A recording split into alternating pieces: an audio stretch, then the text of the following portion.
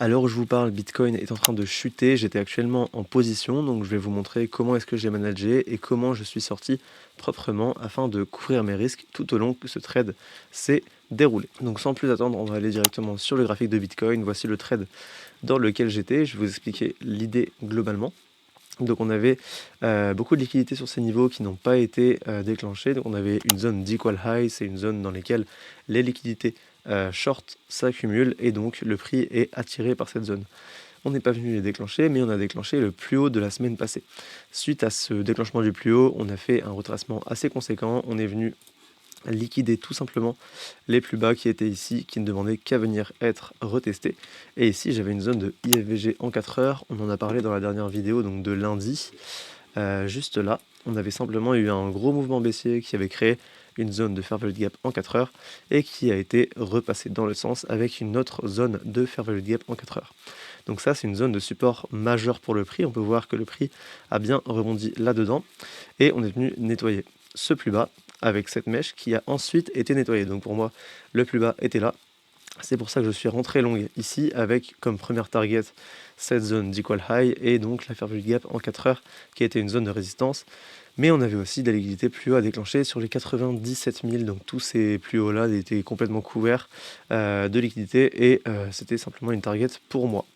Donc ma première prise de profit, elle était sur ce niveau. Mais ici, on a eu un dump à plus court terme, ça vient d'arriver il y a quelques minutes, donc je vous fais ce débrief-là à chaud pour vous expliquer comment est-ce que moi j'ai réagi de mon côté.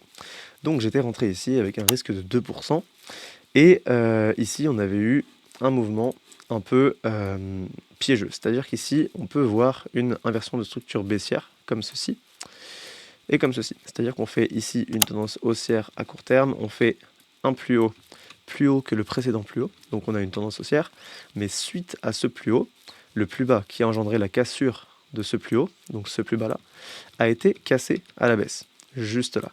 Et donc ça, on peut voir ça comme une inversion de structure baissière, mais ce mouvement-là vient liquider ce plus bas et on a pris un contre-pied tout de suite à la hausse d'une manière très puissante. Ici, en laissant une grosse zone de fair value gap en 4 heures. Donc ce genre d'impulsion-là, ça doit absolument être maintenu à la hausse. Et c'est pas ce qu'est en train de faire le prix actuellement. Évidemment, il faut attendre les clôtures, mais personnellement, moi, je me protège. Donc, je suis sorti au-dessus de mon prix d'entrée pour couvrir mes frais et donc être à break-even. Et on s'est fait rejeter par cette zone de fair value gap en 4 heures. Ici, on peut voir qu'on est venu mêcher dedans, mais qu'on n'a pas clôturé au-dessus. Donc, elle a très bien rejeté le prix à la baisse. Également, si on trace une zone OTE, je pense qu'on tombe dedans. Voilà, simplement, on est venu chercher cette zone OTE pour se retourner à la baisse violemment. Donc c'est pour ça que je suis sorti. Malheureusement, c'était une belle position, hein. J'étais en profit de plus 3% ici. Donc c'est assez conséquent quand on commence à trader des capitaux significatifs. Mais voilà, moi je privilégie toujours la gestion du risque. Et à plus court terme, ici on avait une zone de fair value gap en 1 heure qui a également fait office de résistance. Juste là, si je vous la trace, vous allez voir que c'est bien celle-là qui nous a rejeté. Et si on va en 15 minutes, on verra encore mieux. Voilà, c'est vraiment cette zone-là qui a fait résistance. On a eu notre correction en A, B et puis C. Et on s'est retourné à la baisse. Donc moi, ce genre de mouvement ne m'aurait pas spécialement inquiété si on avait fait quelque chose comme ceci. Donc une descente tranquillement, on aurait pu tracer une zone OTE sur cette impulsion, parce qu'évidemment, ce genre de mouvements très forts sont voués à être retracés, mais tranquillement, et donc chercher une inversion de structure haussière sur ce niveau-là. Mais ici, on l'a complètement transpercé, donc c'est quand même un signe de momentum fort pour les vendeurs, et c'est pour ça que je suis sorti du trade dans lequel j'étais. Encore une fois, c'est dommage. Moi, j'avais prévu de prendre mes profits 66% de ma position ici sur les 90 500, donc on y était presque.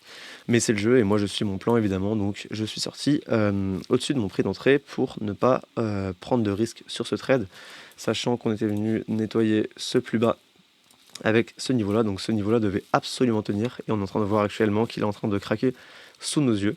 Donc après, c'est assez tôt pour en parler. On va voir ce qui se passe au niveau des clôtures, si on a de l'acceptation sur ces niveaux-là. Pour moi, on ira chercher plus bas. J'étais personnellement persuadé qu'on allait venir dans cette zone-là. C'est pour ça que j'ai pas pris de profit avant. Mais comme quoi, le marché peut toujours nous surprendre. Et l'essentiel, c'est de ne pas perdre d'argent sur ce genre de mouvement. Donc je vais nettoyer un peu la charte et on va voir un petit peu à plus long terme ce à quoi on peut s'attendre. Donc pour moi, la zone des 90 500 reste encore une fois un aimant pour le prix.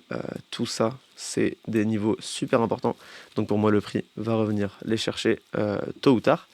Mais la question du trading, c'est le timing. Donc c'est quand est-ce qu'on va revenir les chercher.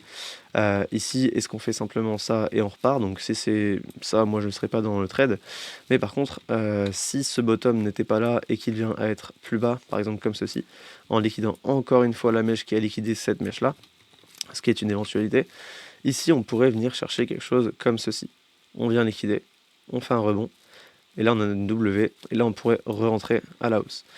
Parce que le bottom peut tout à fait être dans ces niveaux-là, mais je n'ai pas voulu rester en position parce que pour moi, un mouvement comme ça, c'est très baissier et ça ne m'inspire pas confiance. Et je veux simplement pas prendre le risque de rester dans ce trade et de me faire piéger en perdant 2%, alors que j'aurais pu perdre tout simplement 0. Alors oui, j'aurais pu prendre 3% de bénéfice ici, mais je préfère perdre 0 que perdre 2%, tout simplement. Et si le prix me donne des signaux intéressants, je pourrais simplement re-rentrer dans ce trade. Avant d'aller sur Ethereum, petite aparté assez importante pour moi, on est dans une période de fin d'année, les professionnels ne sont pas forcément sur les marchés, on a des rebalancing de portefeuille qui ont lieu et c'est probablement ce qui vient de se passer. Les institutions font des mouvements importants pour leur position long terme et ne regardent pas forcément ce que fait le prix à court terme, ce qui donne des mouvements illogiques, entre guillemets. C'est ce qui se passe actuellement, on a des mouvements qui ne devraient pas avoir lieu. Pour moi, vu ce qui était venu faire le graphique, on n'avait aucune raison simplement de faire ce genre de dump, mais c'est le risque. Donc c'est pourquoi, pour moi, j'enlève du risque sur ce genre de position dans ces moments clés de fin d'année qui sont illiquides, imprévisibles et surtout illogiques. Donc c'est pour ça que je ne mets pas trop de risques sur la table, que je préfère sortir tout de suite de ma position parce qu'on ne sait pas ce qui peut se passer. Peut-être que c'est une institution qui doit simplement liquider des positions avant la fin de l'année. Et donc c'est pour ça que je préfère sortir de ce trade et ne pas prendre de risques. Probablement que je ne reprendrai pas de trade avant mi-janvier. Pour ceux qui m'ont suivi, l'année dernière, début janvier, j'ai pris un gros drawdown, simplement parce que c'est encore une fois le début de l'année, donc les professionnels ne sont pas tous sur le marché. Le marché n'est pas liquide comme il devrait, il ne réagit pas sur les niveaux comme il le fait d'habitude, et c'est vraiment des périodes assez complexes à trader, pareil pour l'été. C'est vraiment les deux périodes de l'année, soit juillet-août, soit la période des fêtes de fin d'année, c'est des périodes assez compliquées sur le marché pour le trader à court terme. Donc maintenant sur Ethereum. Depuis la dernière vidéo, on avait observé ici en daily une inversion de structure, donc un plus haut que le précédent et une cassure du plus bas qui engendrait la cassure de ce plus haut. Donc ici on avait une inversion de structure baissière parce qu'on avait liquidé en plus ces niveaux ici dans une zone de fair value gap en daily, donc on avait tout pour se retourner à la baisse. On s'est retourné, mais moi ce que j'attends ici c'est potentiellement un petit retracement à la hausse pour shorter dans ce niveau-là.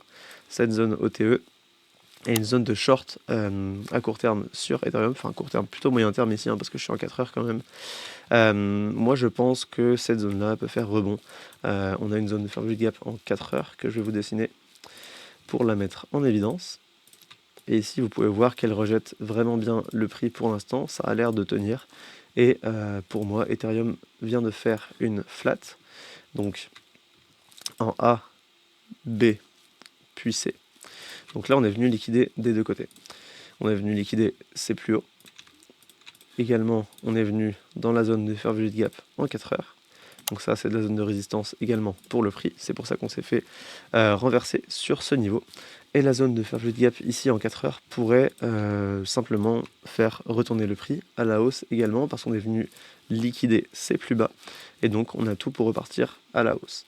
Maintenant, moi, je vais regarder à court terme si je peux avoir des signaux haussiers. Pour l'instant, j'en ai pas. C'est comme pour Bitcoin, on est en train de faire un mouvement assez illogique.